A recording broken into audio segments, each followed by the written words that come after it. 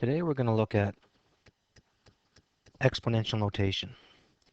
Now let's see here. So if we were given a, a, a, if we were given something like that, we would express this as a to the fifth, where a is your base and where 5 is your exponent. Now, it can be spoken as a to the fifth, a to the power of 5, or a to the exponent 5. And it all means basically the same thing. It's however you like to say it. Now, if we were given, let's look at a couple of examples here. Let's look at this one here. I gave you something like this. X times x times x. You would express this or write it like that, where your base is your x and your exponent is 4. Okay, now, what if we were going to look at some examples like so? Now, how do these differ? If I said something like 2m cubed and 2m brackets cubed. Now, I'm just going to say this. I want you to think about this for 1 second. An exponent applies only to the term which immediately precedes it. So in this case, it would be the m. And in this case, it would apply to the 2m. When the base is more than a single term, such as the case here, brackets are used to indicate the base. So here our base is m, and in this case our base is 2m. So let's expand this one and see what it would look like. We would expand that and it would look like this. 2 times m times m times m. We would expand this one, and of course, because of the brackets,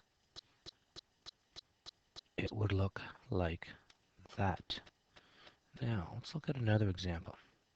What if I gave you a plus b squared, and I asked you to compare that, or would it be the same as, and of course, you're going to probably assume that it's not, because I'm giving it to you, and of course it isn't.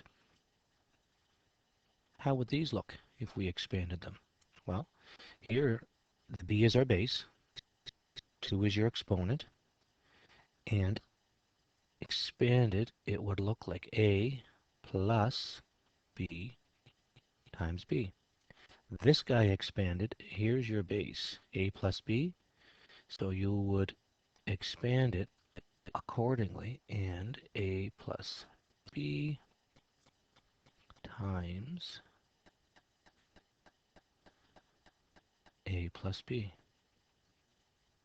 Okay, do you see the difference there? And lastly, this one here will get you sometimes. If you had minus x to the fourth, and here's your bracket again, minus inside your bracket, x to the fourth. Expanded. How would this guy look? Well, there's no numerical coefficient there, so that's the assumption there is that that is 1. So it would look like minus 1 times x. This is where your exponent comes in with your base. So your base here is x. And this one would be expressed minus x times minus x times minus x. Am I going to squeeze that in? I'll just squeeze that in there. Times minus x. Now, in each of these examples, if I gave you a value and said m was equal to 2, you would see that with the exception of the parenthesis being the only thing that's different, you would get a different answer.